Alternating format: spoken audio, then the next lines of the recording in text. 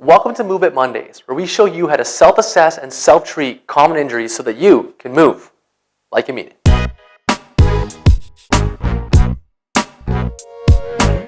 Hey, what's up guys? This is Mitch back with Movement Mondays. I'm here today with Taylor. Yeah, that's me. Hockey all-star from UOIT, Ridgebacks. No big deal. And unfortunately or fortunately, we're talking today about concussion.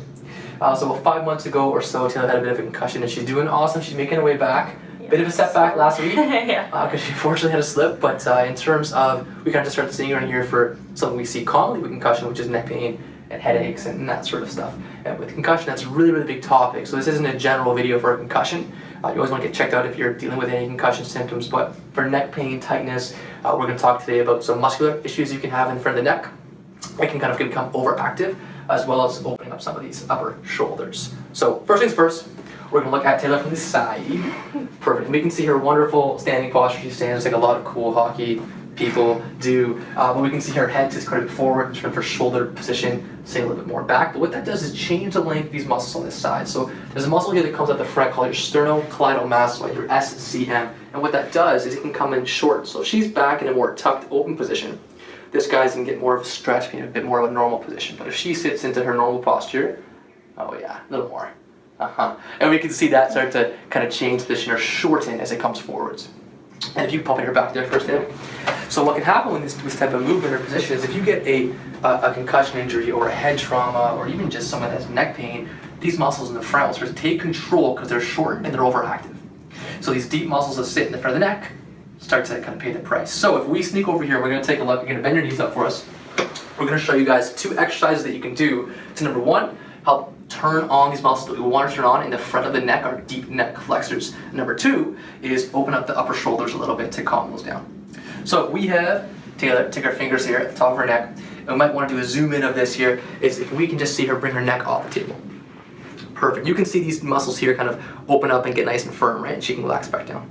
Those are her SCMs, or sternocleidomastoids. Now, originally, she's actually doing really good with this today. Originally, when she would go do any neck movements, especially on one side, it would be like, right, all the time, and you'd feel stiffness on that side whenever she'd turn or move. Yeah. We've kind of got her now focusing on turning those off and using the right muscles. She's doing really good with it. So she's going to show us how awesome she's doing this. So for this drill, what we do is imagine there's a pivot or a roll going through her ears. She's feeling for those muscles not to turn on, and she's going to tuck through. Nice. Good. With this, you get a bit of a stretch in the back of the back of the skull where it meets the neck, and a bit at the base of the neck. She comes back up and down again. And she holds that for about 5 seconds, relaxes. We like to do it 5 reps and then 5 times throughout the day to do those chin tucks. We can progress that. Maybe we'll do a video in the future about making that a bit more challenging. But to start with, we want to keep those things quiet while small muscles underneath that start to open things up. Cool? Yeah. Nice. Give me a high five. Good. All right. And the next thing here is going to be something we call the trap grinder. This is Taylor's favorite. Yeah. And what we're going to do is get this and dig it into the top part of the shoulder here. This is a bit of a self-release technique that you can do. So we'll show you guys on her right side. She's going to take this and sneak it into her shoulder. So it's kind of going back there. She leans back on that.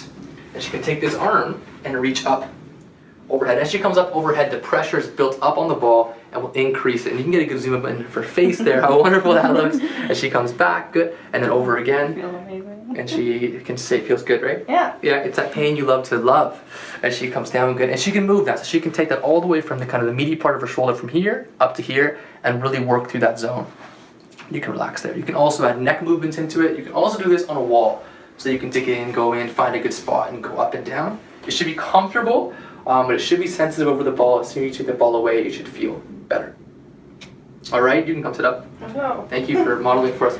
If you guys have any questions about that, let us know. You can comment below. If you guys want to talk to Taylor, you can always leave a message here below as well.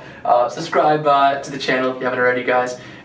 You can follow us on Instagram at The Movement Center. And of course, move like you mean it. Thanks a lot, guys. Have a good Monday.